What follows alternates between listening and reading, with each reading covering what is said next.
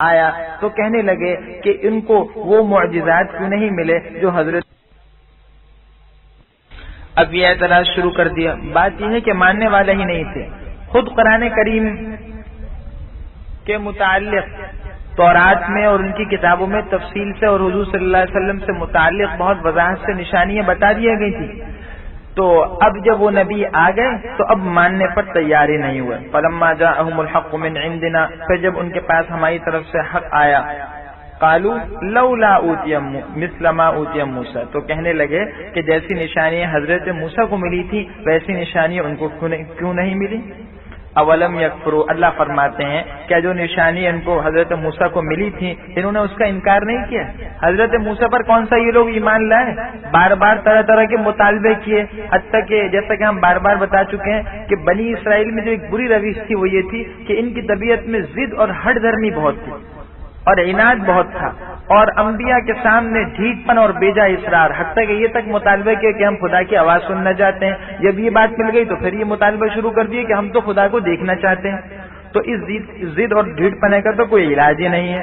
قالوا سحران تظاہرا، اور کیا کہنے لگے کہ یہ دونوں جادوگر ہیں. وقالوا انا بکل کافرون، اور کہنے لگے کہ ہم ان سب کا انکار کرتے ہیں. قل، آپ فرما دیجئے اگر تم سچے ہو تو تم خدا کے پاس سے کوئی کتاب لے آؤ جو ان دونوں کتابوں سے بڑھ کر ہدایت کرنے والی ہو تاکہ میں بھی اس کی پیروی کروں. فإن لم يستجیبوا لک، پر اگر یہ لوگ آپ کی بات قبول نہ کریں تو آپ جان لیجئے کہ یہ لوگ صرف اپنی خواہشات کے پیروکار ہیں، اور اس سے زیادہ گمراہ کون ہوگا جو اپنی خواہشات کی پیروی کرے اللہ جل شانہ کی ہدایت کے بغیر، اللہ جل شانہ کی ہدایت کو چھوڑ کر. بے شک اللہ جل شانہ ظالم قوم کو ہدایت نہیں دیتے. یہ موسیٰ علیہ السلام کے واقعے کو ذکر کرنے کے بعد اس پر مختصر سے تبصرہ فرمایا اللہ نے. آگے نبی کریم صلی اللہ علیہ وسلم کی حقانیت کو بیان کیا جا رہا ہے کہ اللہ جل شانہ کی نبی کی حقانیت کی ایک زبردست علامت یہ بھی کہ بہت سے اہل کتاب بھی ایمان لیا ہے. اہل کتاب میں بھی ہر طرح کے لوگ تھے. بعض ایسے سلیم الفطرت بھی تھے جن کو اللہ نے جو ہے حضور پر ایمان لانے کی توفیق بخشی، جیسے عبداللہ بن سلام ہے اور بہت سے دیگر اہل کتاب کے علماء ہیں. اللہ کہتے ہیں ان کو دوہرا اجر دیا جائے گا. وَلَقَدْ وَصَّلْنَا لَهُمُ الْقَوْلَ لَعَلَّهُمْ يَتَذَكَّرُونَ، اور ہم نے پیدر پہ ان لوگوں کے پاس ہدایت کی باتیں بھیجی تاکہ یہ لوگ نصیحت حاصل کریں. فرماتے ہیں وہ لوگ جن کو ہم نے اس سے پہلے کتاب دی تھی وہ اس پر ایمان لے آتے ہیں، اور جب قرآن ان کو پڑھ کر سنایا جاتا ہے تو کہتے ہیں کہ ہم اس پر ایمان لائے، یہ حق ہے، سچا ہے جو ہمارے پروردگار کی طرف سے نازل ہوا، اور ہم تو اس سے پہلے ہی اس کے حکم بردار ہیں، ہم پہلے ہی سے تیار تھے اس کو ماننے کے لیے. اولئک، اللہ فرماتے ہیں یہی وہ لوگ ہیں کہ ان کو دوہرا اجر دیا جائے گا اس صبر کی وجہ سے جو انہوں نے کیا، اور اس وجہ سے کہ یہ لوگ اچھائی کے ساتھ برائی کو دور کرتے ہیں اور خرچ کرتے ہیں اس مال میں سے جو ہم نے ان کو دیا. یہ ان کی 4 صفات بیان کی. پہلی صفت صبر ہے، اور دوسری صفت یہ ہے کریمانہ اخلاق. اخلاق کریمانہ کیا ہے کہ اگر کوئی تمہارے ساتھ برا سلوک کرے تو تم اس کے ساتھ اچھا سلوک کرو. تیسرا اس کے بعد جو ہے بس کیا بتائے کہ خیر کے کاموں میں بڑھ چڑھ کر حصہ لیتے ہیں. اور چوتھا یہ کہ فضول مجالس میں بیٹھتے نہیں ہیں اور جاہل لوگوں سے کسی قسم کی تکرار میں اور بحث مباحثے میں نہیں پڑتے. انسان کو ہر زندگی میں اس طرح کے مراحل پیش آتے ہیں کہ کچھ نواقص لوگ ہوتے ہیں تو ان سے جب بحث مباحثہ ہوگا وہ فضول کلامی پر اتر آئیں گے، حتیٰ کہ اگر آدمی ان سے بات کرے گا تو یہ بات فحش کلامی اور بہتان تراشی تک چلی آئے گی. تو اس کا آسان سا جواب کیا ہے؟ سلام علیکم، سلام کر دو. یہ کہہ دو کہ بھائی سلام ہے اور یہ کہتے ہوئے نکل جاؤ. وَإِذَا سَمِعُوا اللَّغْوَ، اور جب یہ بیہودہ بات سنتے ہیں تو اس سے منہ پھیر لیتے ہیں اور کہتے ہیں کہ ہم کو ہمارے اعمال اور تم کو تمہارے اعمال سزاوار ہیں. لا سلام علیکم، تم کو سلام ہے، ہم جاہلوں کے خاصگار نہیں، ہم جاہلوں کے ساتھ رہنا نہیں چاہتے. کوئی برا بھلا بھی کہہ رہا ہو تو آپ اپنے آپ کو کسی نہ کسی طریقے سے تسلی دیجیے، اور تسلی دے کر جو ہے اپنے غصے کو ٹھنڈا کیجیے. شاعر نے اس طریقے سے تسلی دی، کہتا وَلَقَدْ أَمُرُّ عَلَى اللَّئِيمِ يَسُبُّنِي فَمَضَيْتُ سَمَّا وَقُلْتُ لَا يَعْنِي، کہ میں ایک بیوقوف کے پاس سے گزرا تھا، ایک جاہل آدمی کے پاس سے جو مجھے برا بھلا کہہ رہا تھا، تو میں نے اپنے دل میں کہنا شروع کیا کہ یہ مجھے نہیں کہہ رہا، کسی اور کو کہہ رہا ہے، اور میں وہاں سے گزر گیا. إِنَّكَ لَا تَهْدِي مَنْ أَحْبَبْتَ، اے نبی آپ ہدایت نہیں دے سکتے اس کو جس کو آپ ہدایت دینا، جس کو آپ پسند کریں، اور لیکن اللہ ہی جس کو چاہتا ہے ہدایت دیتا ہے، اور اللہ ہدایت یافتہ سے خوب واقف ہے. اللہ جل شانہ جس طرح غفور ہے، رحیم ہے، ہادی ہے، اسی طرح اللہ جبار و قہار اور غنی بھی. اور اللہ جس طرح ہادی ہیں مضل ہیں، تو اللہ نے اپنی شان بے نیازی کو بیان فرمایا کہ ہدایت ہم نے اپنے قبضے میں کر رکھی ہے، یہ اللہ کا نظام ہے، اس لیے انسان کو ہر وقت اللہ سے ڈرتے رہنا چاہیے۔ اللہ کی شان ہے کہ ایک طرف جو ہے روم سے حضرت صہیب کو لے لیا، فارس سے حضرت سلمان رضی اللہ عنہ کو، اور حبشہ سے حضرت بلال کو بلوایا اور ان کو ایمان کی توفیق دے دی، ایسے عجمی لوگوں کو، اور دوسری طرف اللہ جل شانہ کے نبی کے جو سگے چچا ہیں ابو طالب، جن نے عمر بھر ان کی حمایت میں اور ان کے دفاع میں زندگی خرچ کی، طرح طرح کی قربانی دی۔ اللہ کے نبی بھی چاہتے تھے کہ یہ ایمان لے آئے، لیکن اللہ نے ہدایت نہیں دی۔ تو بات یہ ہے کہ انسان کو ہر وقت اللہ کی بے نیائی سے ڈرتے رہنا چاہیے۔ اللہ جل شانہ جس کے ساتھ جیسا چاہے معاملہ کرے، کبھی اپنی کسی دینی یا دنیاوی صلاحیت پر ناز مت کرنا، ورنہ اس بات کا خطرہ ہے کہ اللہ کی طرف سے سخت پکڑ نہ آ جائے۔ وقالوا ان نتبع الهدى معك، اور یہ کہتے ہیں کہ اگر ہم آپ کے ساتھ ہدایت کی پیروی کریں گے تو ہم اپنے ملک سے اچک لیے جائیں گے، ہمیں اس بات کا خطرہ ہے کہ ہمیں کوئی نقصان پہنچا دے۔ اللہ بطور احسان کے بیان فرما رہے ہیں، اولم نمکن لہم، کیا ہم نے ان کو حرم میں جو امن کی جگہ ہے، اطمینان اور رہنے کا جو ہے اسباب، رہنے کی اسباب مہیا نہیں کیے، جہاں ہر قسم کے میوے پہنچائے جاتے ہیں اور یہ رزق ہے ہماری طرف سے، لیکن ان میں سے اکثر نہیں جانتے۔ یہ حرم کی دو بنیادی خصوصیتیں اور یہ اللہ کی زبردست نعمت بتلائی ہے جو ان کافروں کو بھی حاصل تھی اور ہر دور میں اہل حرم کو حاصل ہے۔ ایک یہ کہ امن ہے، اطمینان کا کیا کہنا، وہاں مثالی امن ہے، حتیٰ کہ شریعت میں بھی حکم ہے کہ وہاں کسی کو قتل نہیں کر سکتے، اگر کوئی باہر قتل کر کے آئے تو اس قاتل کو بھی قتل نہیں کرو۔ حضرت عمر فرماتے ہیں کہ اگر مجھے اپنے والد خطاب کا قاتل بھی اگر حرم میں ملے گا، میں اس کو قتل نہیں کروں گا جب تک کہ وہ حرم سے باہر نہ آ جائے۔ اور دوسری بات یہ بیان فرمائی کہ وہاں رزق اور پھلوں کی بالخصوص کثرت ہے، اور اس کا مشاہدہ ہے کہ اللہ پاک نے حرمین میں روحانی برکات کے علاوہ جو مادی اور دنیاوی برکات رکھی ہیں، ہر مسلمان اس کا مشاہدہ کر سکتا ہے کہ حج کے موسم میں اور دیگر مواسم میں جبکہ دنیا بھر سے تمام خلائق جمع ہوتی ہے، لیکن اس کے باوجود وہاں نہ کسی قسم کی اسباب اور غلے کی کمی ہوتی ہے اور نہ کسی قسم کی مہنگائی ہوتی ہے۔ وَكَمْ أَهْلَكْنَا مِنْ قَرْيَةٍ، اور ہم نے کتنی ہی بستیوں کو ہلاک کر ڈالا جو اپنی معیشت پر اترا رہے تھے۔ اس طرح آج کا انسان اپنے وسائل پر، ٹیکنالوجی پر اور دیگر دنیاوی علم و ہنر پر اترا رہا ہے، یہ پچھلی بستیاں بھی تو اترا رہی تھی۔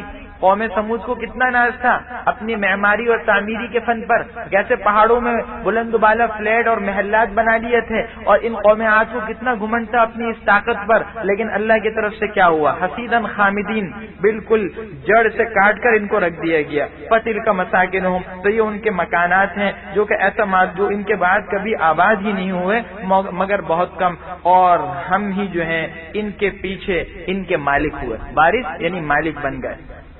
کتنی بستیاں جو کھنڈر بن گئے، آج بھی کتنی بستیاں ان پر موئن جودڑوں کے کھنڈرات ہیں، اور اس طرح کے کتنے علاقے ہیں۔ یہ علاقے اللہ کی قدرت کو یاد دلاتے ہیں۔ آج اللہ معاف کرے حال یہ ہو رہا ہے کہ سمجھ کی کمی کی بنا پر وہ جگہیں جن پر اللہ کا عذاب آئے، تنبیہ آئی تھی، ان کو جو ہے تفریح گاہ بنا لیا گیا، یہ ان کو تہذیب و ثقافت جو ہے اس کی علامت بتایا جاتا ہے۔ کہتے ہیں جی ہماری تہذیب و ثقافت کا حصہ ہے، ہماری یادگار ہے۔ ارے تہذیب و ثقافت کا حصہ نہیں ہے، یہ تو عبرت ہیں، تم ان سے عبرت حاصل کرو۔ وما کان ربک مہلک القری، اور آپ کا پروردگار ان بستیوں کو یعنی بستیوں میں رہنے والوں کو ہلاک نہیں کرتا جب تک کہ ان کے بڑے شہر میں کوئی پیغمبر نہ بھیجے جو ہماری آیتیں پڑھ پڑھ کر سنائے، اور ہم بستیوں یعنی بستیوں والوں کو ہلاک نہیں کرتے مگر اس حال میں کہ وہاں کے باشندے ظالم ہوں۔ کسی بستی پر اس وقت جو ہے عذاب نہیں آتا، اسی وقت آتا ہے جب وہ ظالم ہوتے ہیں، نیکوکاروں تو عذاب نہیں آئے گا۔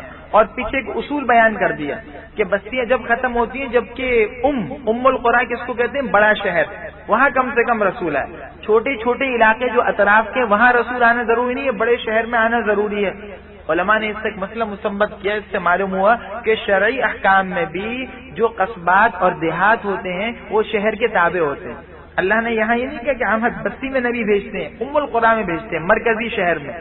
تو اسی طرح شرعی احکام میں بھی مرکز کو اہمیت حاصل ہوگی. وما اوتیتم من شیء، اور تم کو جو چیز دی گئی ہے وہ دنیا کی زندگی کا فائدہ اور اس کی زینت ہے، اور جو اللہ کے پاس ہے وہ بہتر اور باقی رہنے والی چیز ہے. کیا تم سمجھ نہیں رکھتے؟ اب آگے دو قسم کے لوگوں کا تقابل کیا جا رہا ہے. افمن وعدناه وعدا حسنا، بلکہ جس شخص سے ہم نے اچھا وعدہ کیا اور اس نے اسے حاصل بھی کر لیا، یعنی وہ مومن، تو کیا وہ اس شخص کے جیسا ہو سکتا ہے جس کو ہم نے دنیا کی زندگی کے فائدے سے بالکل نفع اٹھانے کا موقع دیا؟ پھر وہ قیامت کے دن ان لوگوں میں ہوگا جو ہمارے روبرو حاضر کیے جائیں گے. دونوں برابر کہاں ہو سکتے ہیں؟ آگے ان مشرکوں کا حال بیان کیا جا رہا ہے کہ یہ مشرک اپنے جن معبودان باطلہ پر اتراتے ہیں اور جن معبودان باطلہ کی عبادت کرتے ہیں، جن کو اپنا سب سے بڑا حمایتی اور مددگار سمجھتے ہیں، قیامت کے دن ان کے یہ معبود خود ان سے بیزاری ظاہر کر دیں گے، اور ان مشرکوں کی قسم پرسی کی حالت کا صحیح جو ہے اندازہ وہ قیامت میں ہوگا. وَيَوْمَ يُنَادِيهِمْ، اور جب اللہ ان کو پکاریں گے پھر فرمائیں گے کہاں ہے میرے وہ شریک، یعنی جن کو تم نے میرے ساتھ شریک کیا تھا، جن کے بارے میں تمہیں دعویٰ تھا. قَالَ الَّذِينَ حَقَّ عَلَيْهِمُ الْقَوْلُ، وہ لوگ جن پر عذاب کا حکم ثابت ہو چکا ہوگا وہ یہ کہیں گے کہ اے ہمارے رب، یہ وہ لوگ ہیں جن کو ہم نے گمراہ کیا تھا. یہ ان کے معبودان باطلہ کہیں گے، معبودان باطلہ خود کہیں گے کہ ہم نے ان کافروں کو، ان مشرکوں کو گمراہ کیا تھا، لیکن اپنا عذر بھی پیش کر دیں گے. اغویناہم کما غوینا، ہم نے ان کو گمراہ کیا جیسے ہم گمراہ ہوئے تھے. تبرأنا الیک، آج ہم آپ کی طرف متوجہ ہو کر ان سے بیزاری ظاہر کرتے ہیں اور یہ ہمیں پوچھتے نہیں تھے. صاف انکار کر دیں گے، نہ ہم نے ان کو کہا تھا پوچھنے کو، نہ ہمارے علم میں جو انہوں نے پوچھا. وقیل ادعوا، اب ان لوگوں کو کہا جائے گا، ان مشرکوں کو، اور کہا جائے گا کہ تم اپنے شریکوں کو یعنی اپنے معبودان باطلوں کو پکارو. فدعوہم، تو یہ لوگ ان کو پکاریں گے اور وہ ان کو جواب نہیں دے سکیں گے اور وہ عذاب کو بھی دیکھ لیں گے. کاش کہ یہ لوگ یہ ہدایت یافتہ ہو جائے. اللہ فرما رہے ہیں یہ ان کی منظر کشی کی جا رہی ہے کہ جب وہ عذاب دیکھیں گے تو وہ خود اس بات کی تمنا کریں گے کاش ہم دنیا میں ہدایت پر ہوتے، آج اس عذاب کو نہ دیکھتے. وَيَوْمَ يُنَادِيهِمْ، اور جس دن اللہ ان کو پکارے گا پھر فرمائے گا کہ تم نے پیغمبروں کو کیا جواب دیا، تو وہ اس روز خبروں سے بالکل اندھے اور ناواقف ہو جائیں گے اور آپس میں نہ کچھ پوچھ سکیں گے. فَأَمَّا مَن تَابَ، پر جس نے توبہ کی اور ایمان لایا اور نیک کام کیے تو قریب ہے کہ یہ کامیاب لوگوں میں سے ہوگا. وَرَبُّكَ، اور آپ کا رب جو چاہتا ہے پیدا کرتا ہے اور جس کو چاہتا ہے چن لیتا ہے.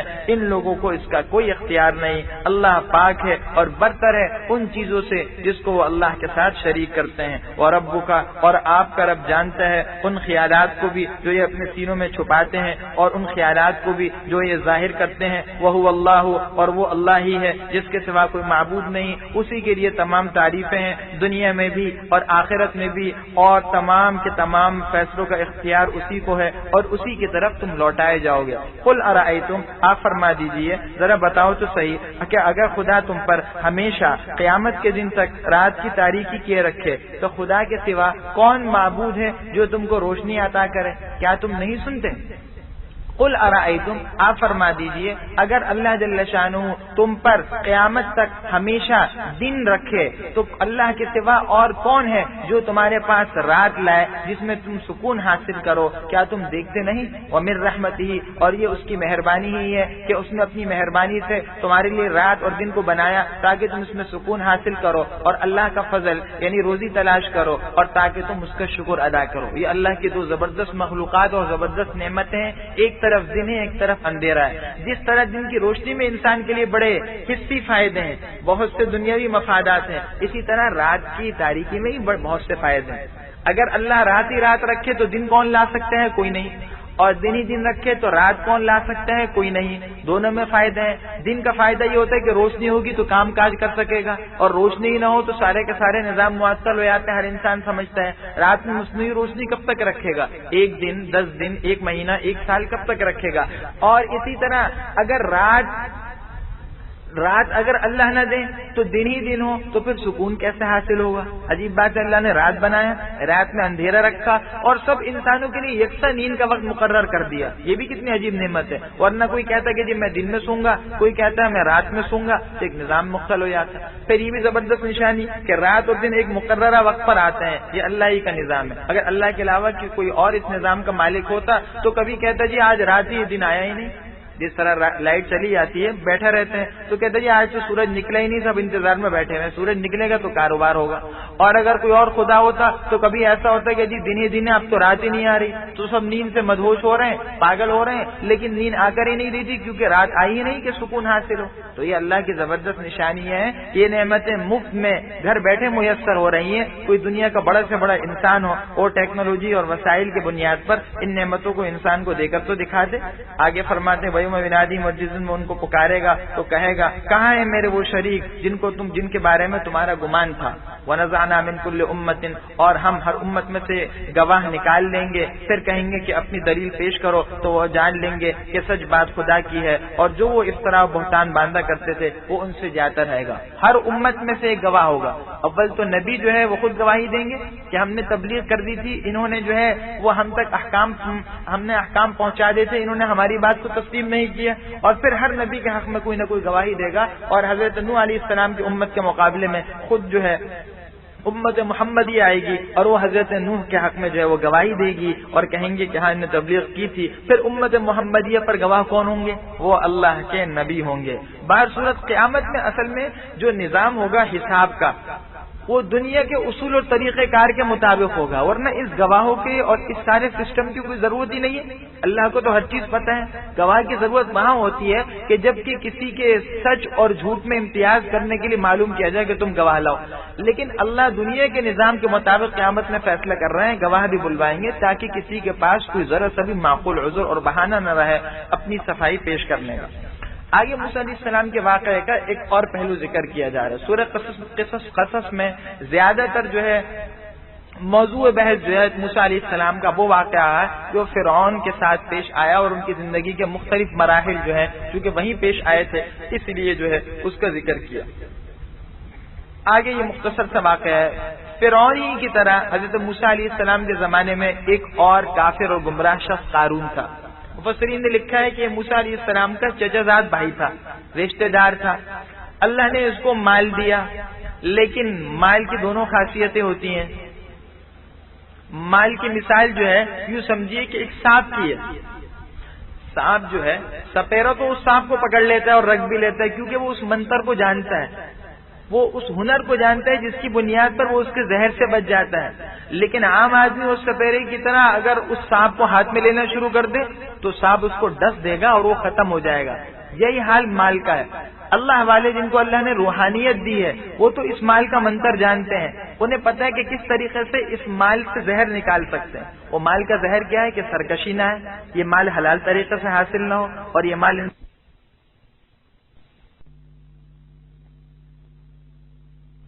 دوسرے کہ وہ مال ہم اپنی دنیاوی ضروریات پر خرچ کریں لیکن حرام پر خرچ نہ ہو, اور اس کے ساتھ ساتھ کچھ حصہ اللہ کے دین کی خدمت میں اور اللہ کے دین کی اشاعت میں خرچ ہونا چاہیے. حضرت موسیٰ نے قارون کو یہی سبق پڑھایا تھا اور اس کو سمجھانے کی کوشش کی تھی, لیکن یہ سبق اس کی سمجھ میں نہیں آیا. چنانچہ اب وہ اس مال کے زہر سے جو ہے وہ متاثر ہو گیا. اس مال نے اس کو ڈس لیا, اس کو ناز آ گیا, غرور پیدا ہوا. انما اوتیتہ علی علم عندی, یہ تو میرے علم و ہنر پر مجھے ملا ہے مال. اللہ نے اس کو تنبیہ کی. موسیٰ علیہ السلام نے سمجھایا بھی تھا اور صاف کہہ دیا تھا دیکھو ولا تنس نصیبک من الدنیا, اس مال سے اپنی دنیاوی ساری ضروریات پوری کرو, دنیا برتنا ختم مت کرو. لیکن جو اصل بات تھی وہ کیا تھی؟ دیکھو اترانا مت, اور وابتغ فیما آتاک اللہ الدار الآخرہ. دو چیزیں, ایک تو اتراؤ مت, غرور مت کرو اس مال کی وجہ سے, دوسرے ہے کہ اس مال سے آخرت کا گھر بھی تو بناؤ بھائی, آخرت کی تیاری بھی تو کرو. اسی مال کو تم دین کے کاموں پر خرچ کرو تو آخرت سنور جائے گی, صرف دنیا کا خیال نہ کرو. لیکن اللہ کی طرف سے عذاب مقرر تھا. چنانچہ جب یہ زیب و زینت کے ساتھ آیا تو پھر آگے وہ سلسلہ شروع ہوا کہ کچھ لوگوں نے تمنا کی تھی لیکن انجام جو قارون کا ہوا اس کو دیکھ کر پھر وہ لوگ مطمئن ہو گئے کہ اللہ نے ہمیں اس چیز سے بچا کر رکھا. ان قارون کتنا سرمایہ دار تھا. آج کے دور میں جتنے سرمایہ دار ہیں شاید ان سے بڑا سرمایہ دار تھا. قرآن اس کا نقشہ مختصر تھا, ایک اس سے ہم بار بار بتا چکے ہیں کہ قرآن کسی واقعے کی جزیات اور تفصیلات میں نہیں جاتا. کہ قرآن یہ بتایا جی قارون کے کل اثاثے کتنے تھے, اور اس کا کل مال و دولت کی مقدار کتنی تھی، نہیں، قرآن یہ نہیں بتاتا. بس ایک مختصر سا نقشہ کھینچا تاکہ عبرت ہو جائے. یہ نقشہ کیا کھینچا کہ اس کے خزانے اتنے تھے کہ اس کی کنجیاں یعنی اس کی چابیاں ہی اتنی تھی کہ اس کو اٹھانے کے لیے ایک بڑی جماعت کی ضرورت تھی.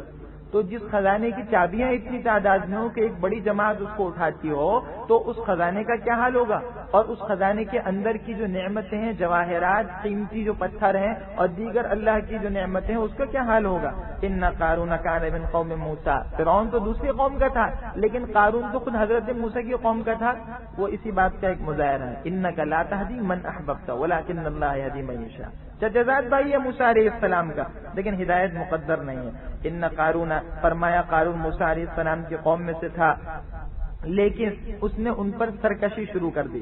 اللہ فرماتے ہیں اور ہم نے اس کو اتنے خزانے دیے تھے کہ ان کی کنجیاں ایک طاقتور جماعت کو اٹھانی مشکل ہوتی، جبکہ اس کی قوم نے اس کو کہا کہ دیکھو اتراؤ مت، خوشی مت مناؤ، بے شک اللہ جل شانہ اترانے والوں کو پسند نہیں کرتے. دو صورتیں یاد رکھیے، ایک تو خوشی منانا ہے دین کی، اس کا تو حکم ہے قل بفضل اللہ وبرحمتہ فبذلک فلیفرحوا. ایک آدمی کو اللہ نے دین کی کوئی نعمت دی ہے، کوئی علم کی توفیق دی، قرآن کریم کے حفظ کی توفیق دی ہے، کوئی اور دین کی نعمت دی، اللہ کو انسان کو چاہیے کہ اس پر اللہ کا شکر کرے اور خوشی منائے، اظہار کرے. لیکن ایک صورت کیا ہے کہ دنیا کی نعمت دی. اب اس میں دو صورتیں، ایک ہوتی ہے طبیعی خوشی انسان کو، اس کی ممانعت نہیں ہے. طبیعی خوشی ہوتی ہے انسان کو مال مل گیا اس پر خوش ہو رہا ہے، یا کوئی اور نعمت مل گئی اس پر خوشی منا رہا ہے، اس کی ممانعت نہیں. لیکن ایک یہ ہے کہ اطراحت، اس کو پسند نہیں کیا گیا. اطراحت بالخصوص جبکہ اس کے اندر تکبر اور غرور کا مادہ آ جائے اور دوسرے کو حقیر سمجھنے لگے اور اس مال کو اپنی ذاتی کمائی سمجھے یا اپنی ذاتی محنت اور صلاحیت کا نتیجہ سمجھے، تو پھر یہ پسندیدہ نہیں ہے. ارشاد فرماتے ہیں وابتغ فیما آتاک اللہ الدار الآخرہ، اور اس کو یہ بھی نصیحت کی لوگوں نے کہ دیکھو جو مال اللہ نے تم کو عطا کیا ہے اس سے تم آخرت کی بھلائی حاصل کرو اور دنیا سے اپنا حصہ مت بھلاؤ، اور جیسے خدا نے تمہارے ساتھ بھلائی کی اسی طرح تم لوگوں کے ساتھ حسن سلوک کرو اور زمین میں فساد برپا مت کرو، زمین میں فساد کی کوشش مت کرو، بے شک اللہ جل شانہ فساد برپا کرنے والوں کو پسند نہیں کرتے. بھائی اللہ نے تم پر احسان کیا، تم لوگوں پر احسان کرو، اور جتنا تمہارا معاملہ لوگوں کے ساتھ بہتر ہوگا اللہ کا معاملہ تمہارے ساتھ مزید بہتر ہوتا چلا جائے گا. لیکن اس کو جو ہے بنیادی طور پر یہ مغالطہ تھا، یہ اس کی بنیادی بیماری تھی. کیا قالا، کہنے لگا انما اوتیتہ، یہ مال تو مجھے میرے علم و دانش کے زور سے ملا ہے، مجھے اپنے علم کی بنیاد پر ملا. اولم یعلم، کیا یہ اس کو معلوم نہیں؟ اللہ فرماتے ہیں کہ اللہ نے اس سے پہلے کتنی ہی جماعتیں جو قوت میں بڑھ کر اور نعمت میں بیشتر تھیں اس سے، ان جمعیت میں بیشتر تھیں یعنی جمعیت میں جتھے میں اس سے بھی زیادہ بڑی ہوئی تھیں، ان سب کو ہلاک کر ڈالا اور گناہ گاروں سے ان کے گناہوں کے بارے میں پوچھا نہیں جائے گا. یعنی گناہ گاروں کو اللہ جل شانہ کی طرف سے قیامت کے دن ڈال دیا جائے گا دوزخ کے اندر، پوچھے جانے کی بھی ضرورت نہیں پڑے گی کیونکہ ان کا گناہ بالکل ثابت ہو چکا ہے.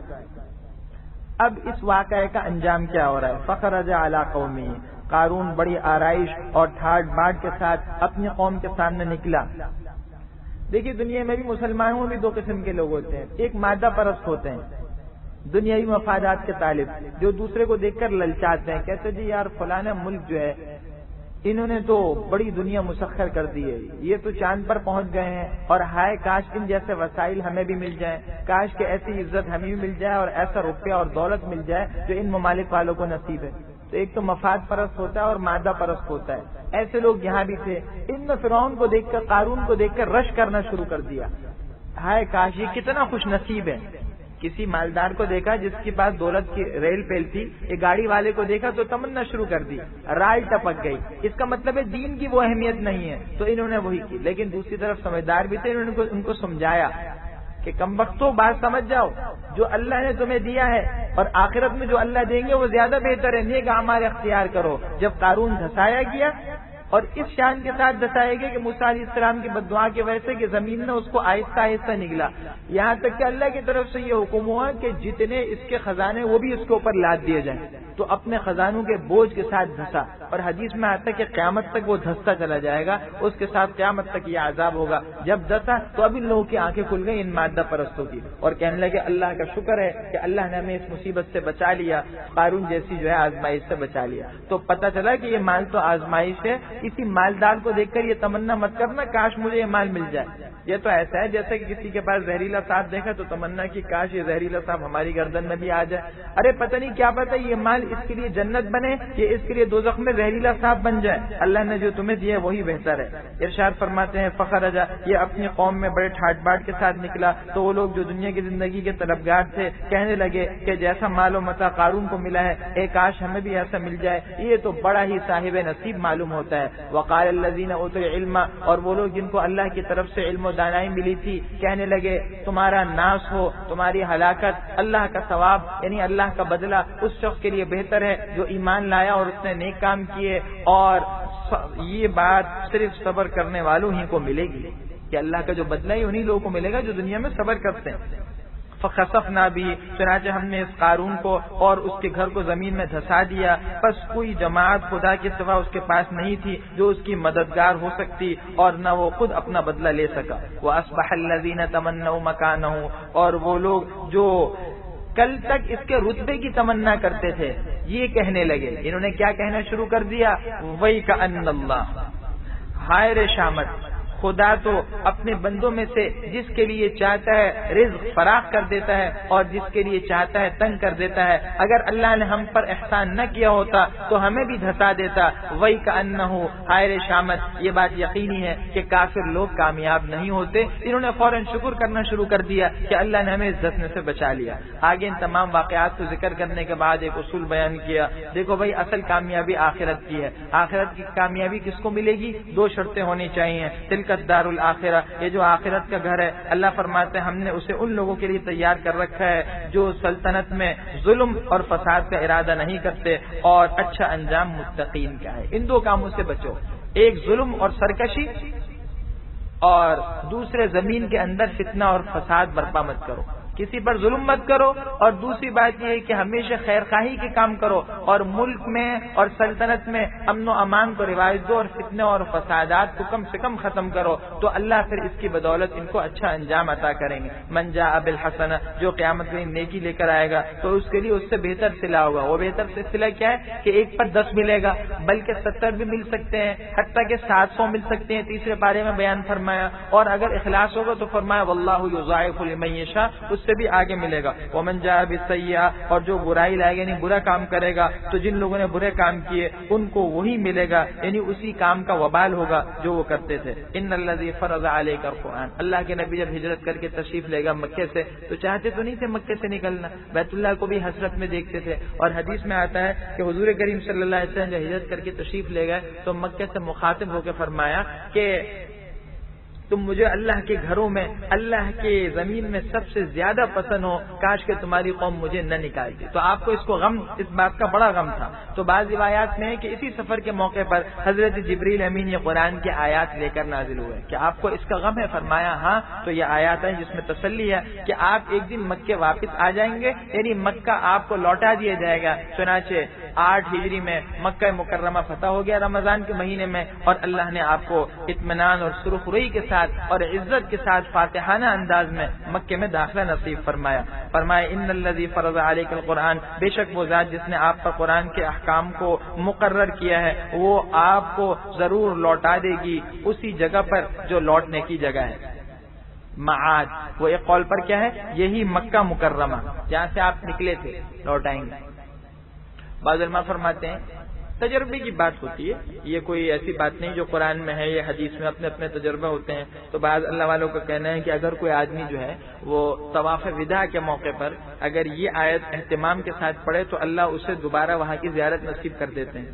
اور بعض حضرات نے کہا کہ جو آدمی اس کا کثرت سے وزر رکھے، اس آیت کو پڑھتا رہے، تو یہ خاصیت ہے کہ اسباب و وسائل کے بغیر بھی اللہ ایسا انتظام کر دیں گے کہ وہاں کی زیارت نصیب ہو جائے گی، وہاں کا جانا نصیب ہو جائے گا۔ اور ربی اعلم، آپ فرمائیے کہ میرا پروردگار اس شخص کو بھی خوب جانتا ہے جو ہدایت لے کر آیا اور اس کو بھی جو سری گمراہی میں ہے۔ وما کنت ترجو، اور آپ کو بھی یہ امید تھوڑی تھی کہ آپ پر یہ کتاب نازل کی جائے گی، یہ تو صرف اور صرف آپ کے رب کی مہربانی ہے، بس آپ کافر ہو کے معاون اور مددگار مت بنیے گا۔ ارے بھائی نبوت وہ بھی چیز ہوتی ہے، جیسے ہم نے عرض کیا دنیا کا ہر کمال حاصل کیا جا سکتا ہے، حتیٰ کہ ولایت کا اعلیٰ درجہ بھی انسان نیکی کی محنت کر کے مجاہدہ کر کے حاصل کر سکتا ہے، لیکن نبوت وہ بھی اللہ کی طرف سے فیصلہ ہے۔ تو اللہ اسی کو یہاں بیان کر رہے ہیں کہ آپ کو اس کی امید کہاں تھی، یہ تو محض آپ کا پروردگار کا فضل ہے جو آپ کو نبوت دی اور نبوت میں بھی سب سے اونچا مقام دیا ہے۔ ولا یصدنک عن آیات اللہ، اور یہ کافر آپ کو اللہ کی نشانیوں سے نہیں، اللہ کی آیات کی تبلیغ سے نہ روکیں، جبکہ یہ آیات آپ کی طرف نازل بھی ہو چکی ہیں، اور آپ اپنے پروردگار کی طرف لوگوں کو بلاتے رہیے اور مشرکوں میں سے مت ہوئیے گا۔ ولا تدعوا مع اللہ الہا آخر، اور اللہ کے ساتھ کسی اور معبود کو مت پکاریے۔ نبی کریم صلی اللہ علیہ وسلم کو مختلف انداز میں اور مختلف آیات میں مختلف طریقوں سے یہ حکم دے کر در حقیقت انسانوں کو سبق دینا ہے، کیونکہ نبی تو معصوم ہے اور نبی عام گناہ سے بچا ہوا ہے، چاہے جائے کہ شرک سے بچے گا تو شرک سے بدرجہ اولا محفوظ ہے۔ بتایا جا رہا ہے نبی جیسی ذات بھی اس بات کی مکلف ہے کہ وہ شرک نہ کرے، لا الہ الا ہو، اس کے سوا کوئی معبود نہیں، کل شیء ہالک الا وجہہ، اس پاک ذات کے سوا ہر چیز فنا ہونے والی ہے، ہر چیز کو فنا ہے، کیا انسان کی قوت، کیا فرشتے، کوئی سے بھی مخلوق ہو، اللہ کے علاوہ ہر ایک کو فنا ہے، اور حقیقی وجود اسی لیے علماء نے کہا کہ اللہ ہی کو نصیب ہے، اسی لیے الحی القیوم اللہ کو کہا جاتا ہے۔ حی تو انسان بھی ہے لیکن حی اللہ کی صفت کیوں ہے؟ کیونکہ حقیقی حیات اللہ کی ہے، اللہ سب کو حیات دے رہے اور اللہ کی حیات ازلی ہے، نہ اللہ پر کبھی پہلے موت تھی نہ بعد میں موت آئے گی، اور ہر انسان پر فنا اور ہر مخلوق پر فنا آتا ہے۔ لہ الحکم، حکم اسی کا ہے اور اسی کی طرف تم سب کے سب لوٹائے جاؤ گے۔ اللہم صلی علی سیدنا محمد ربنا تقبل منا انک انت السمیع العلیم وتب علینا انک انت التواب الرحیم۔ الرحمن الرحیم، الف لام میم، احسب الناس ان يتركوا ان يقولوا آمنا وهم لا يفتنون۔ 20ویں پارے کا ربع شروع ہو رہا ہے، آخری ربع، اور سورہ قصص کے بعد اب سورہ عنکبوت کا آغاز ہو رہا ہے۔ سورہ عنکبوت مکی صورت ہے جس میں 69 آیات اور 7 رکوع ہیں۔ عربی زبان میں عنکبوت مکڑی کو کہتے ہیں۔ اللہ جل شانہ نے سورت میں مشرکین کے ان معبودان باطلہ کی مثال ایسی دی ہے جیسے مکڑی کا جالا، تو اس لیے اس سورت کو سورہ عنکبوت کہتے ہیں۔ اس سورت کا اگر بنیادی موضوع دیکھا جائے تو اس کی پہلی آیت اور ابتدائی رکوع سے واضح ہوتا ہے، اور وہ ہے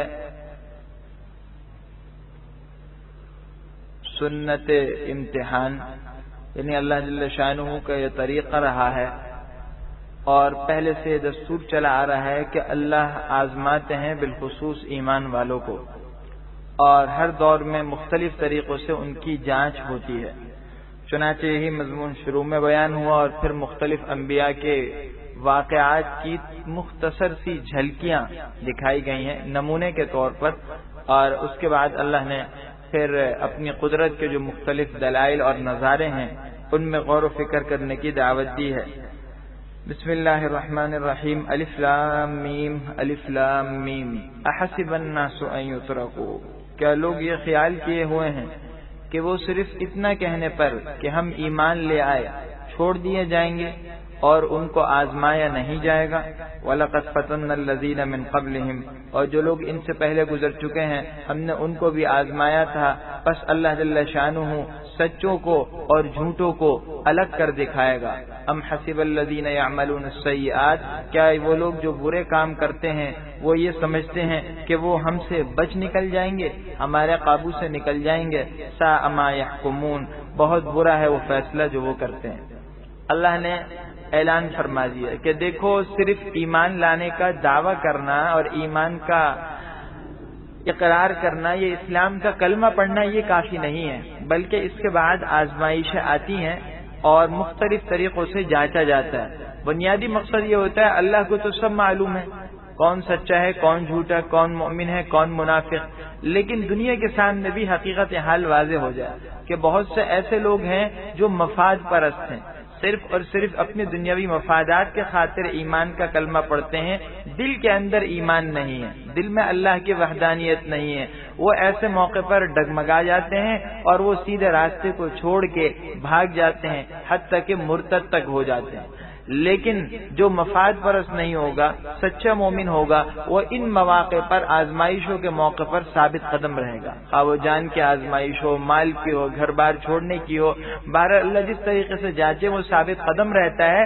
اس کا فائدہ بجائے اس کے کہ وہ ایمان سے پھر یہ ہوتا ہے، وہ ایمان میں اور مضبوط ہو جاتا ہے، اس کے ایمان میں نکھار آ جاتا ہے۔ جس طرح ایک سونار جو ہے وہ سونے کو بھٹی میں ڈالتا ہے، اس کو آگ میں ڈالتا ہے تاکہ اس کی میل کچیل باہر نکل آئے اور خالص سونا سامنے آ جائے، تو بالکل اسی طریقے سے یہ معاملہ ہوتا ہے تاکہ مومنین کا اخلاص نکھر کر سامنے آ جائے اور دنیا کو پتہ چل جائے کہ یہ صرف نام کے مسلمان ہیں اور یہ نام کے نہیں ہے، کام کے بھی مسلمان ہیں۔ فرمایا من کان یرجو لقاء اللہ، جو شخص اللہ جل شانہ سے ملاقات کی امید رکھتا ہو تو اللہ کا مقرر کیا وقت تو ضرور آنے والا ہے اور وہ سننے اور جاننے والا ہے۔ جس کو اس بات کا یقین ہے کہ قیامت میں نے اللہ کے حاضر ہونا ہے اور وہ اس کی تیاری بھی کرتا ہے، تو اس کے لیے اللہ نے اعلان کیا، اس کو یہ خوشخبری سن لینی چاہیے کہ وہ وقت ضرور قریب آنے والا ہے اور اس کے لیے اچھا انجام تیار ہے۔ ومن جاہد، اور جو محنت اور کوشش کرتا ہے در حقیقت وہ اپنے فائدے ہی کے لیے محنت کر رہا ہے، بے شک اللہ تمام جہان والوں سے بے پرواہ ہے۔ جو آدمی دین کی جس قسم کی محنت کر رہا ہے اور کسی بھی نیک عمل میں اپنے آپ کو کھپا رہا ہے، کوئی بھی خیر کا کام کر رہا ہے، دیکھو اللہ کو اس کے ذرہ برابر بھی کوئی فائدہ نہیں ہوگا، اللہ کی بڑائی میں کوئی زیادتی نہیں ہوگی اور اللہ کو کوئی فائدہ نہیں، اللہ تو بے پرواہ ہے۔ بتایا ان کا فائدہ تمہیں ہی ہوگا، اس محنت کا صلہ تمہیں جلد مل جائے گا۔ والذین آمنوا، اور وہ لوگ جو ایمان لائے اور انہوں نے نیک کام کیے، ہم ان سے ان کی برائیاں کو یعنی گناہوں کو دور کر دیں گے اور ہم ان کو ان کے ان اچھے اعمال کا بدلہ دیں گے جو وہ کیا کرتے تھے۔ وَوَصَّيْنَا الْإِنسَانَ بِوَالِدَيْهِ حُسْنًا، اور ہم نے انسان کو اپنے والدین کے ساتھ حسن سلوک کرنے کا حکم دیا، لیکن اس کے ساتھ ساتھ فرماتے ہیں وَإِن جَاهَدَاكَ، اگر تمہارے والدین تمہیں زور لگائیں تم پر کس لیے اس بات پر کہ تم میرے ساتھ شرک کرو، اس چیز کو شریک کرو جس کی تمہارے پاس کوئی سند نہیں، تو دیکھو ان کا کہنا نہ ماننا، میرے ہی طرف تم سب نے لوٹ کر آنا ہے، بس میں تم کو بتا دوں گا ان اعمال کے بارے میں جو تم کیے کرتے تھے۔ اسلام میں ایک طرف جو ہے اعتدال ہے، ایک طرف یہ حکم ہے کہ والدین کی اطاعت کرو، والدین کو تکلیف مت پہنچاؤ، ان کی حق تلفی مت کرو، ان کی نافرمانی نہ کرو، لیکن دوسری طرف جو ہے یہ بھی بتا دیے کہ دیکھو اس کا بھی ایک معیار ہے، وہ معیار یہ ہے کہ والدین تمہیں اگر خیر کے کام میں یہ ایسا کام جو مباح ہے اس کا حکم کر رہے ہیں تب تو اطاعت واجب ہے، مگر تمہیں گناہ پر آمادہ کریں اور کفر و شرک پر یا اس قسم کے کسی اور برے کام پر آمادہ کریں تو پھر ان کی اطاعت نہیں ماننی۔ شریعت کا اصول ہے لا طاعت لمخلوق فی معصیۃ الخالق، کہ کسی مخلوق کی خالق کی نافرمانی میں اطاعت نہیں ہوگی۔ کوئی تمہارا دنیاوی بڑا ہے یا دینی اعتبار سے بڑا ہو، اس کے تم پر دینی دنیاوی کتنے احسانات ہوں، لیکن اس کا کوئی حکم یا اس کا کوئی آرڈر ایسا ہے جو اللہ کے حکم کے خلاف ہو رہا ہے تو پھر اس کی نہیں ماننی۔ مومن کی شان یہ ہے کہ وہ اللہ کی نافرمانی کے لیے کسی کی فرما برداری نہیں کرتا۔ حضرت سعد رضی اللہ عنہ جو مشہور صحابی ہیں، ان کی والدہ کا ایک قصہ پیش آیا تھا، یہ اپنی والدہ کے فرما بردار تھے اور والدہ جو تھی وہ ڈھیٹ قسم کی مشرک عورت تھی، تو اس نے قسم کھا لی ان کے مسلمان ہونے پر کہ اب تک تم جو ہے دوبارہ مشرک نہیں ہوگے تو میں نہ کھاؤں گی نہ پیوں گی، حتیٰ کہ مر جاؤں تو اچھا ہوگا کہ لوگوں کو پتہ چل جائے گا کہ تم میرے وجہ سے جو ہے مر گئے ہو، تم اور میری وجہ سے تمہاری وجہ سے میں مری ہوں اور تم اور رسوا ہو جاؤ گے۔ تو خیر ان کے ذہن میں بھی ذرا سی کچھ بات آ رہی تھی کہ بھائی والدہ کا کہنا ماننا چاہیے یا نہیں۔ اللہ نے یہ آیت نازل کر دی، چنانچہ صحابہ کا جو ہے وہ ان کا مزاج تو یہی تھا کہ وہ اللہ کے حکم کے خاطر پھر کسی کا خیال نہیں کرتے تھے۔ اپنی والدہ کو کہہ دیا چاہے بھوکی پیاسی مر جاؤ، میرے جسم میں اگر 100 روحیں ہوں اور ایک ایک روح کر کے جسم سے نکال دی جائے تو بھی میں ایمان سے نہیں پھروں گا۔ آخر والدہ تھک ہار کر مایوس ہو کر اس نے دوبارہ کھانا پینا شروع کر دیا۔ اللہ نے آیات میں یہی حکم دیا ہے والذین آمنوا وعملوا الصالحات، فرماتے ہیں وہ لوگ جو ایمان لائے اور انہوں نے نیک کام کیے ہم ان کو اپنے نیک بندوں میں داخل کر دیں گے۔ ومن الناس، اور کچھ لوگ ایسے ہیں جو یہ کہتے ہیں کہ ہم اللہ پر ایمان لائے، لیکن جب ان کو اللہ کے راستے میں تکلیف دی جاتی ہے تو پھر وہ لوگوں کی اس تکلیف کو آزمائش کو اللہ کے عذاب کی طرح سمجھنے لگتا ہے، اور اگر آپ کے رب کی طرف سے مدد آج آنے لگے تو پھر یہ کہنے لگتے ہیں کہ ہم تو تمہارے ہی ساتھ تھے۔ اولیس اللہ بعلم، کیا اللہ تمام جہان والوں کے دلوں کی باتوں سے خوب واقف نہیں ہے؟ ولا يعلمن اللہ الذین آمنوا، اور اللہ ایمان والوں کو اور منافقوں کو الگ کر دکھائیں گے۔ یہ کچھ لوگوں کا حال ہوتا ہے. ایمان تو لیا، یہ منافقین ہے. اور اس دور کے کمزور جو مسلمان ہیں، ہم لوگوں کو بھی اس تناظر میں ذرا اپنا حال دیکھ لینا چاہیے. ایمان کا دعویٰ تو کر رہے ہیں، لیکن جہاں تھوڑی سی آزمائش آ گئی، لوگوں کی طرف سے کسی قسم کی سختی آنے لگی، یا لوگوں نے کسی نے انسان کو کوئی خوف دلایا، دھمکی دی، تو فرمایا جعل فتنة الناس كعذاب اللہ. اللہ اور انسانوں کا خوف برابر ہے. انسانوں کی طرف سے جو تکلیف سمجھ رہی ہے اس کو اللہ کے عذاب کی طرح سمجھتا ہے. نتیجہ یہ ہوتا ہے کہ اس کی وجہ سے بھاگ جاتا ہے، ایمان سے پھر جاتا ہے. حالانکہ کہاں یہ چھوٹی موٹی آزمائشیں اور کہاں اللہ کا عذاب. اس لیے ڈٹے رہو. چونکہ منافق ہے، مادہ پرست ہے، لہٰذا جب اللہ کی مدد آتی ہے تو پھر یہ کہنا شروع کر دیتا ہے کہ ہم تو مسلمان ہیں، اسلام کا کلمہ تو پڑھتے ہیں، اس لیے وہ مفادات بھی اٹھانا شروع کر دیتے ہیں. تو اللہ کہتا ہے اللہ کو سب معلوم ہے کس کے دل میں ایمان ہے، کس کے دل میں نفاق ہے. اللہ جو ہے مختلف واقعات کے ذریعے سے الگ کر دکھاتے ہیں سب کو. وقال الذین کفروا، اور جو کافر ہیں وہ ایمان والوں سے کہتے ہیں کہ تم ہمارے طریقے کی پیروی کرو اور ہم تمہارے گناہوں کو اٹھا لیں گے. اللہ ان کا رد فرماتے ہیں، ان کی تردید فرماتے ہیں. وما هم بحاملین من خطاياهم من شيء، یہ لوگ ان کے گناہوں کا کچھ بھی بوجھ نہیں اٹھانے والے، بے شک یہ جھوٹے ہیں. وليحملن، اور یہ اپنے بھی بوجھ اٹھائیں گے اور اپنے بوجھوں کے ساتھ اور لوگوں کے گناہوں کا بوجھ بھی اٹھائیں گے. اور قیامت کے دن ان سے پوچھا جائے گا ان بہتانوں کے بارے میں جو وہ باندھتے رہے. بعض مسلمانوں کو دین سے پھیرنے کے لیے بطور تسلی کے یہ کہتے ہیں کہ جی ہمارا دین دوبارہ اختیار کر لو، اور اگر تم بالفرض یہ گناہ پڑھو تو ہم ذمہ داری لیتے ہیں، ہم گناہ کا بوجھ اٹھائیں گے. اللہ کہتے ہیں کیسی احمقانہ حرکت ہے، کوئی کسی کا بوجھ قیامت میں نہیں اٹھائے گا. ہر آدمی اپنا ہی بوجھ نہیں اٹھا سکے گا، چاہے جائے کہ دوسرے کا بوجھ اٹھائے. دوسری بات یہ ہے، ہاں اتنا ضرور ہے کہ ان کو اپنے گناہوں کی سزا تو ملے گی، لیکن دوسروں کو گمراہ کرنے کی ضرور سزا ملے گی. یہ ہے دوسروں کے بوجھ اٹھانے کا مطلب. اس معنی میں تو بوجھ اٹھائیں گے کہ انہوں نے جو دوسروں کو گمراہ کیا، تو گمراہ کرنا چونکہ ان کا اپنا کام ہے، اس لیے ان کو اس کی سزا ضرور ملے گی. لیکن یہ کہ کرے کوئی اور بھگتے کوئی، اللہ کیا ایسا نہیں ہے. ہر ایک اپنے کیے کا خود ذمہ دار ہوگا. اس بنا پر انسان کو یہ سمجھ لینا چاہیے کہ دنیاوی جتنے تعلقات ہیں وہ قیامت کے دن کچھ کام نہیں آئیں گے، بلکہ دینی تعلقات بھی ایک حد تک کام آئیں گے. یہ سمجھنا کیجیے کہ ہم جو چاہے کرتے پھریں، فلانا بزرگ ہمیں بخشوا لے گا، فلانا پیر جو ہے ہماری معافی کرا دے گا. نہیں بھائی، ایسی بات نہیں. اللہ کیا اصل انسان کے اعمال کا خود مطالبہ ہوگا، اور انسان اپنے عمل کی بنا پر پکڑا جائے گا یا آزاد ہوگا. یہ تو اللہ کا خصوصی معاملہ ہے کہ کسی کے بارے میں اللہ نے اگر فیصلہ ہی کر لیا ہے کہ اس کو بخشنا ہے، تو پھر مختلف طریقے اللہ کی رحمت کے. تو ایک طریقہ یہ بھی ہے کہ اس کے بارے میں سفارش کی اجازت مل جائے گی، لیکن عام قانون ایسا نہیں ہے. بالخصوص ایسے لوگ جو کسی کے سہارے پر رکھ کر جو ہے اپنی امیدوں اور اپنی خواہشات کو جو ہے برتتے ہیں اور پورا کرتے ہیں. آگے مختلف انبیاء کے حالات مختصر سی جھلکیاں بیان کی جا رہی ہیں. تفصیل ان کی پچھلی جو ہے صورتوں میں، بالخصوص سورہ شعراء میں، سورہ اعراف میں اور سورہ ہود میں ان انبیاء کے واقعات وضاحت سے گزرے ہیں. وَلَقَدْ أَرْسَلْنَا نُوحًا، اور تحقیق ہم نے حضرت نوح کو ان کی قوم کی طرف بھیجا تو وہ ان میں 1000 سال رہے، 50 سال کم، یعنی 950 سال. 1000 سال رہے مگر 50 سال کم، یعنی 950 سال رہے. فَأَخَذَهُمُ الطُّوفَانُ، پھر ان کو طوفان کے عذاب نے آ پکڑا اور وہ ظالم تھے. نوح علیہ السلام کی کل عمر یہ نہیں تھی، یہ تو دعوت کا زمانہ ہے. 950 سال، 950 سال تک تبلیغ کی، لیکن چند ہی لوگ ایمان لائے. معلوم ہو انسان محنت کا مکلف ہے، پہنچانے کا مکلف ہے. زبردستی کسی کو ہدایت پر لانے کا، یہ زبردستی کسی کو دین اڑانے کا مکلف نہیں ہے. فَأَنْجَيْنَاهُ، چنانچہ ہم نے ان کو اور کشتی والوں کو نجات دے دی، اور ہم نے اس کشتی کو اہل عالم کے لیے نشانی بنا دی. کشتی اللہ کی قدرت کی زبردست نشانی ہے.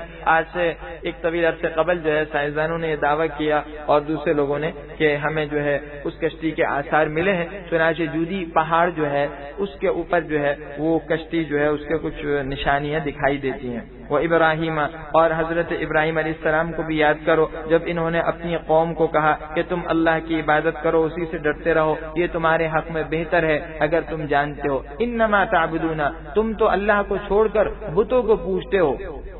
وَتَخْلُقُونَ إِفْكًا، اور تم تو سراسر بہتان گھڑ رہے ہو.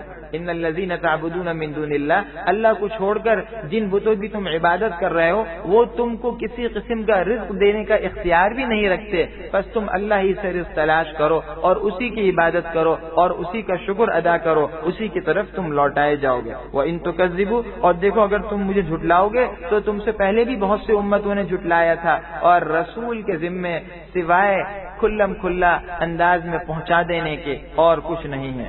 اولم یرو، کیا انہوں نے نہیں دیکھا کہ اللہ کس طرح خلقت کو پہلی بار پیدا کرتا ہے پھر اس کو دوبارہ لوٹائے گا. اللہ ہر ایک چیز کو پہلے وجود بخشتے ہیں اور قیامت میں دوبارہ لوٹائیں گے. بے شک یہ اللہ کے لیے آسان ہے. قل سیروا فی الارض، آپ کہہ دیجیے زمین میں چلو پھرو اور پھر دیکھو کہ اس نے کس طرح خلقت کو پہلی دفعہ پیدا کیا، اور پھر وہی خدا پچھلی پیدائش کو پیدا کرے گا. پچھلی پیدائش کیا ہے؟ یعنی بعد والی. قیامت کے دن دوبارہ انسان کو وجود بخشے گا. بے شک اللہ ہر چیز پر قادر ہے. یعذب من یشاء، جس کو چاہے عذاب دیں اور جس پر چاہے رحم کرے، اور اسی کی طرف تم لوٹائے جاؤ گے. وما انتم، اور دیکھو تم زمین اور آسمانوں میں اس سے بچ کر بھاگ نہیں سکتے، بچ کر نہیں نکل سکتے اللہ سے. وما لکم، اور تمہارا اللہ کے سوا نہ کوئی ولی یعنی حمایتی اور دوست ہے اور نہ کوئی مددگار ہے. والذین کفروا وکذبوا، اور وہ لوگ والذین کفروا جن لوگوں نے اللہ کی آیات کا اور اس کے ملنے کا انکار کیا، تو یہی وہ لوگ ہیں اللہ فرماتے ہیں جو میری رحمت سے نا امید ہیں، اور انہی لوگوں کے لیے دردناک عذاب ہے. جو آدمی اللہ کی ملاقات پر یقین رکھتا ہے یعنی مومن، وہ اللہ کی رحمت سے کبھی نا امید نہیں ہوا کرتا. فما کان جواب قومی، ہمیشہ سے یہ طرز عمل رہا ہے کہ جب کسی کے پاس کوئی دلیل نہیں ہوتی تو مخالف جو ہے وہ ضد پر اتر آتا ہے، اور ضد پر اترنے کے بعد پھر کیا کرتا ہے؟ اپنے جذبات کو جو ہے وہ جذبات کو پورا کرنے کے لیے ہر قسم کی تکلیفیں دینے پر اترتا ہے، حتیٰ کہ اپنی طاقت کے زور پر دوسرے کو ڈراتا ہے. انہوں نے بھی یہی کہا. فما کان جواب قومی، تو ان کی قوم کے لوگ جواب میں بس یہی بولے کہ یہ کہنے لگے کہ ان کو قتل کر ڈالو یا پھر جو ہے ان کو جلا دو. تو اللہ نے اس کو آگ سے بچا لیا، جس کی تفصیل جو ہے وہ سورہ انبیاء میں گزر چکی ہے. کس طرح اللہ نے ان کی حفاظت کی. قلنا یا نار کونی بردا وسلاما، آگ جلائی گئی تھی، نمرود نے وہ آگ جلائی اور اس میں ان کو ڈلوایا، لیکن اللہ ہی کا حکم سے جو ہے وہ آگ سلامتی بن گئی. تو معلوم ہوا ایک جس طرح اسباب کا نظام ہے، اسی طرح ایک اور مسبب الاسباب کا بھی ایک سلسلہ ہے، اور وہ اللہ ہے. آگ کے اندر جلانے کی خاصیت اللہ نے رکھی ہے، جب اللہ نے وہ خاصیت اس سے چھین لی تو پھر آگ سلامتی بن گئی. ان فی ذالک، بے شک اس میں ان لوگوں کی نشانی ہے جو یقین ایمان رکھتے ہیں. وقال، اور حضرت ابراہیم نے دعوت دیتے ہوئے یہ کہا کہ انما اتخذتم، تم تو اللہ کو چھوڑ کر جو ہے بتوں کو لے بیٹھے ہو، اور یہ سب کے سب دنیا کی زندگی میں تمہاری آپس کی دوستی ہے. پھر قیامت کے دن تم ایک دوسرے کا انکار کرو گے اور ایک دوسرے پر لعنت کرو گے، اور تمہارا ٹھکانہ آگ یعنی دوزخ ہے، اور تمہارا کوئی مددگار نہ ہوگا. قرآن کریم میں دوسری جگہ صاف اصول بتا دیا کہ قیامت کے دن ہر وہ دوستی جو دنیاوی مفادات کی بنا پر تھی وہ دشمنی میں بدل جائے گی. الاخلاء یومئذ بعضهم لبعض عدو الا المتقین. تو یہ بت جن سے تم نے تعلق اختیار کیا تھا دنیا میں، اس گھمنڈ میں، اس بے خیالی میں اور اس غلط خیال میں بہکے ہوئے تھے کہ یہ بچائیں گے، قیامت میں بچائیں گے، تو دوسری بات ہے یہ خود قیامت کے دن یہ تم سے جھگڑا کریں گے اور تم پر ایک لعنت کریں گے. تم ان پر کرو گے، وہ تم پر کریں گے، اور دوزخ میں یہی جھگڑنے کا سلسلہ ہوگا. اور جس طرح ان بتوں کے ساتھ معاملہ ہوگا اپنے ان دنیاوی لیڈروں کے ساتھ اور ان قائدین کے ساتھ اور ان دنیاوی لوگوں کے ساتھ بھی تم یہی معاملہ کرو گے جن سے جو ہے تم نے دنیاوی مفادات کے خاطر جو ہے تعلق قائم کر رکھا تھا، اور ان کے پیچھے جو ہے کرسیوں اور دنیاوی مفادات کے خاطر بھاگ رہے تھے.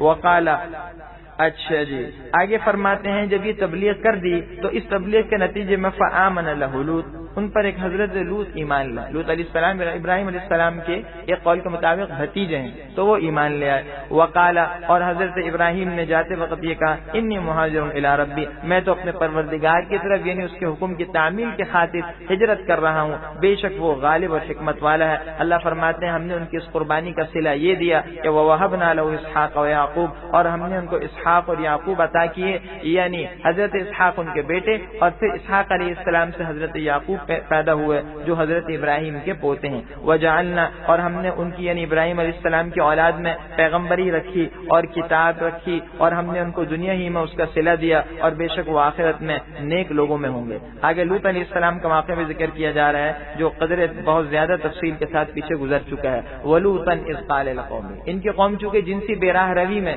بد کرداری کے عمل میں ملوث تھی، ایسی بے حیائی کا کام تھا جو انسان تو کیا جانوروں کو بھی ناپسند ہے، اس لیے سخت تنبیہ کی. اور لوط علیہ السلام کا واقعہ بھی یاد کیجیے جب انہوں نے اپنی قوم کو کہا تھا سمجھاتے ہوئے کہ بے شک تم بے حیائی کے کام کے مرتکب ہوتے ہو اور یہ ایسی بے حیائی ہے کہ تم سے پہلے اہل عالم میں سے کسی نے یہ کام نہیں کیا.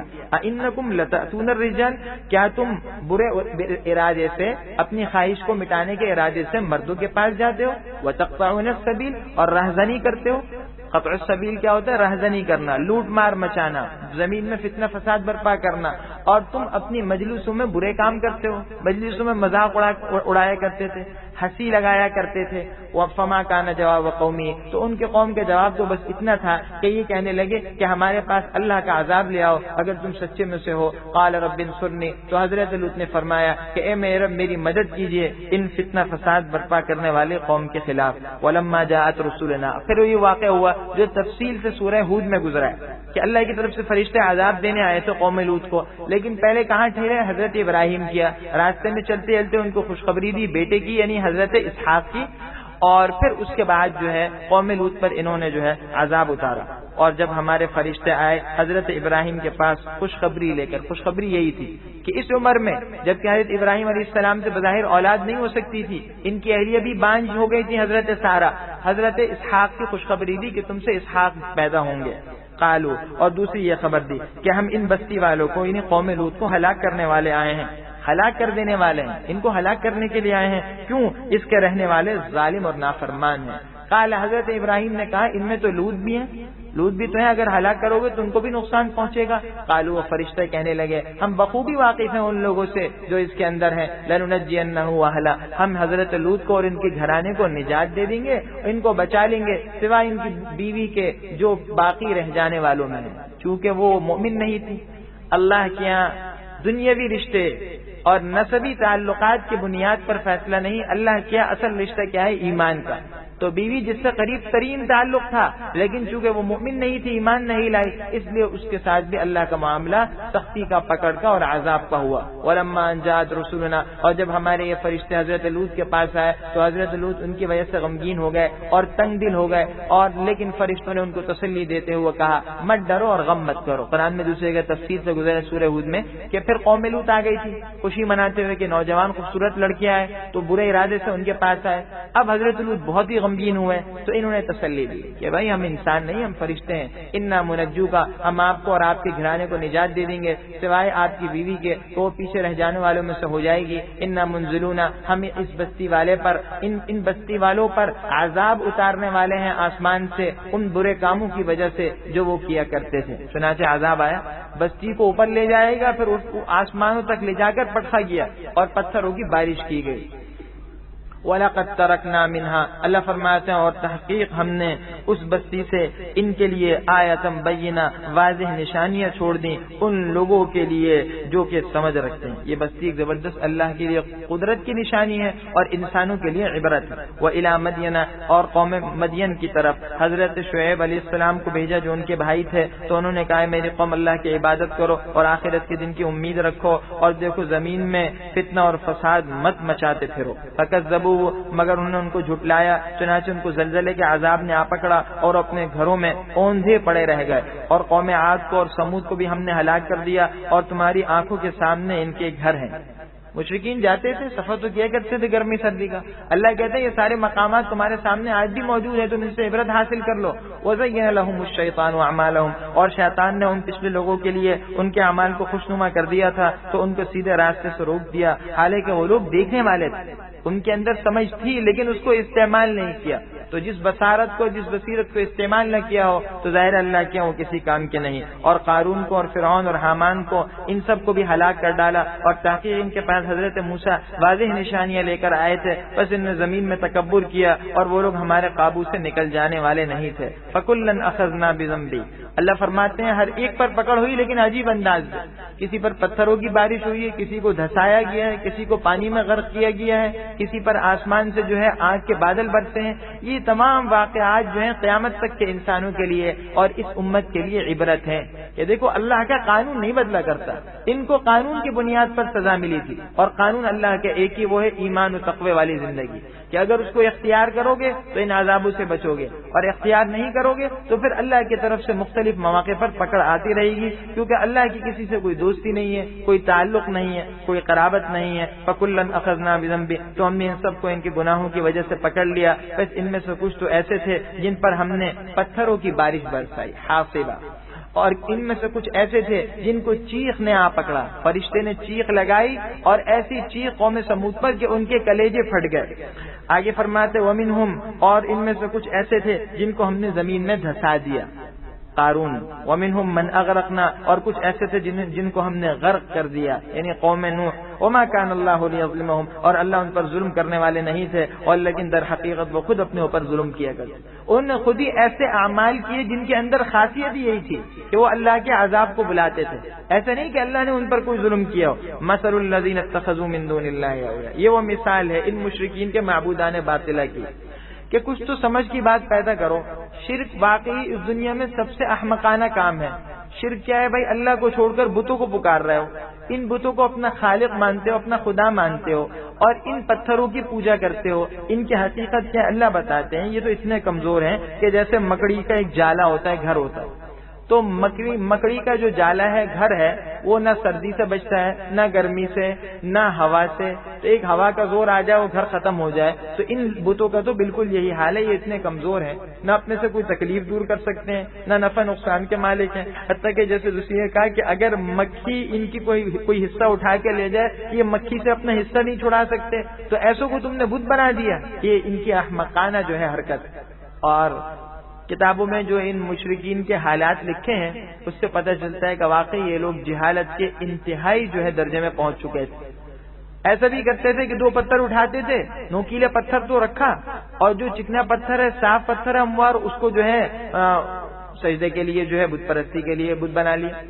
یا پھر ایسا کیا کہ مٹھائی کا جو ہے وہ بت بنایا اور اس کی عبادت کی, پھر شام کو اسی مٹھائی کو توڑ کر جو ہے وہ کھا گئے.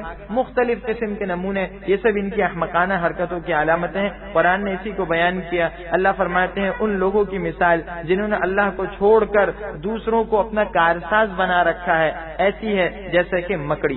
اتخذت بیتا, کہ وہ ایک گھر بنائے. اور فرمایا وَإِنَّ أَوْهَنَ الْبُيُوتِ, اور تمام گھروں میں سب سے کمزور گھر جو ہوتا ہے یہ مکڑی کا گھر ہوتا ہے, مکڑی کا جالا.